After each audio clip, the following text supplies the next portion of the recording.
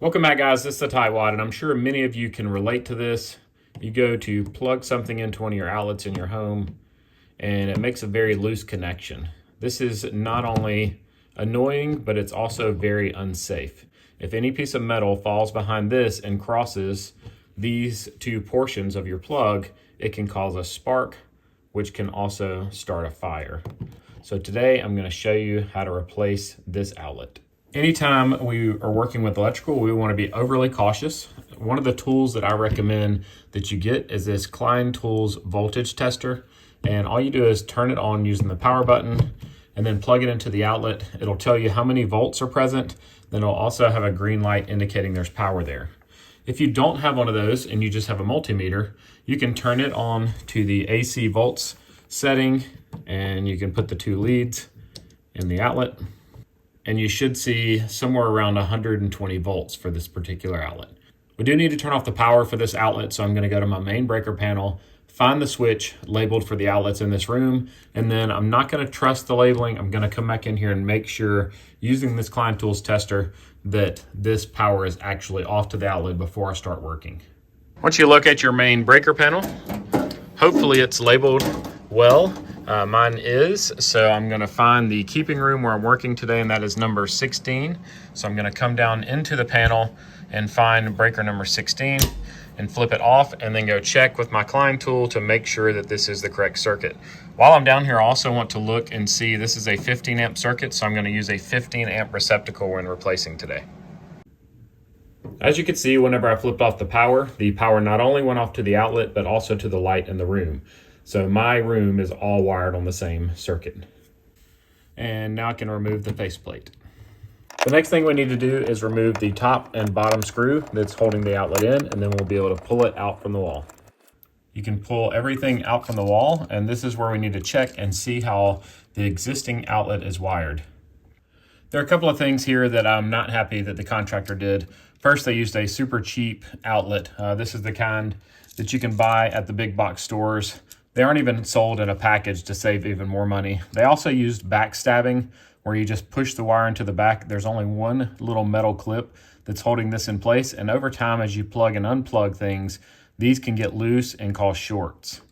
This is a pass-through outlet, so they also didn't pigtail it. So if something were to happen inside this outlet, then the circuit that's farther down the line would stop working as well. Where whenever we redo this, we're going to do what's called pigtailing. So if this outlet fails, it's not going to impact the other outlets down the line. They would still continue to work.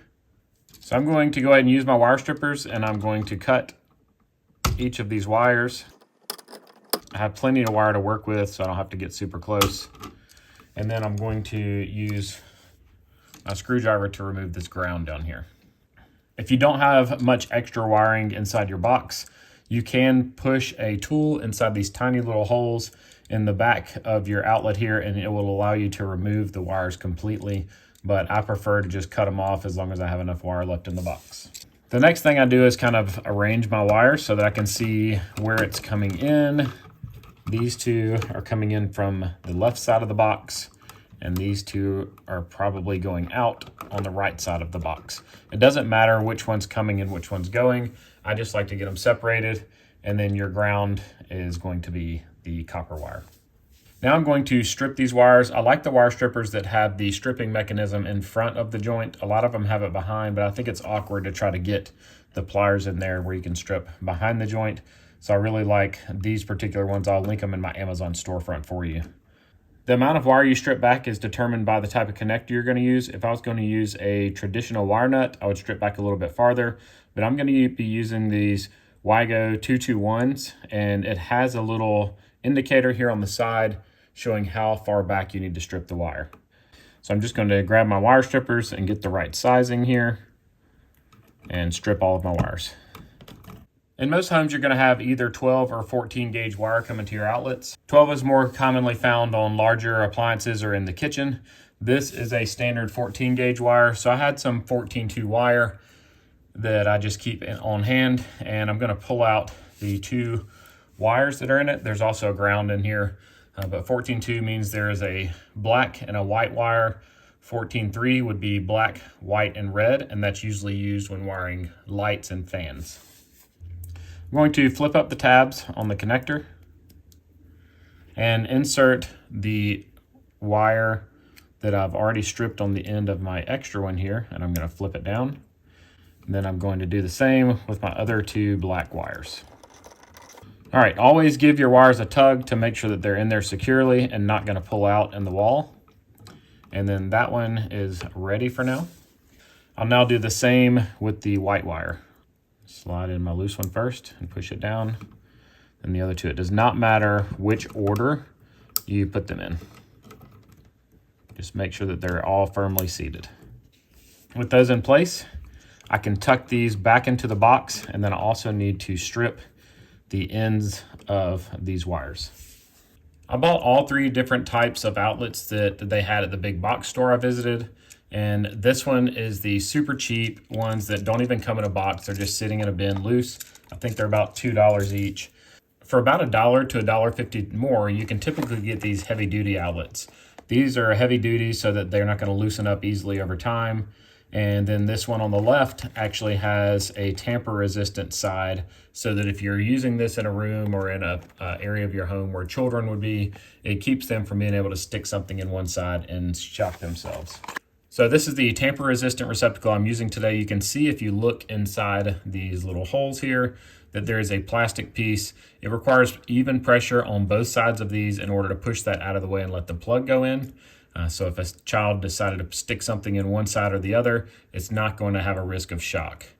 The other thing this has, it has nice strong terminals on the side. It also has these copper plates here that slide up on the screw, which allows for side wiring. You can simply slide the wire in there and tighten them down, and you don't have to make the shepherd's hook like you do on traditional outlets. On an outlet, you have brass on one side and silver colored terminals on the other, and black, or B, always goes to brass. Whenever I do the side wiring, I always like to put the wire in on the side opposite of the direction the screw is going. So on this screw, I'm turning it to the right here, and the wire is going to go on the bottom side. So as I screw it in, it's just making the connection tighter. You'll be able to see it a little bit easier on this side as I attach the white one. I'm going to go on the top on this side because as I turn the screw clockwise, it's going to pull that wire towards the screw and not push it away from it. This is also a great tip to know if you don't have the back wiring option where you just stick the wire straight in and you do the shepherd's hook. You want to wrap it clockwise around that screw terminal. While we're working on these screw terminals, we are going to screw these other two in completely so that there's no risk of them touching anything else in the box. It's always a great idea, especially if you have metal boxes. I do have plastic boxes in my walls, but it's just a great practice to be in. Now I'm going to take my ground wire and attach it to the green. So green is always ground. With all of that done, let's review what we did today. We took off the existing outlet, we stripped the wires, we installed these Wago connectors with a pigtail, meaning both of the black wires that were connected to the old outlet going into the connector, as well as an extra piece of wire. Again, this prevents this outlet from messing up and ruining the circuitry going down the line. Now we just need to bend these back up in here. I like to stick them up in a corner, kind of out of the way, and then we're going to be able to push this outlet in and reconnect the screws. When you tighten down these two screws, make sure you tighten them firmly. You don't need to over tighten them, but you do want it pressed firmly against the sheetrock of the box so that it doesn't wiggle. And then we're going to put our plate back on the top, make sure that everything is nice and straight. And the last thing before we test it is to make sure that you either align the screw horizontal or completely vertical, whichever way you prefer, whichever way is more aesthetically pleasing to you, but at a 45-degree angle is not an option. With all that done, I'm going to plug my tester back in and turn it on. And then I'm going to go downstairs and turn my breaker back on. So we're coming back to the panel here and flipping that breaker back on, making sure we close the panel door, and then go back upstairs and make sure everything's working properly. All right, we now see that I've restored power, and we're going to test it by plugging in our cord. We have a nice tight fit there, so the problem is solved.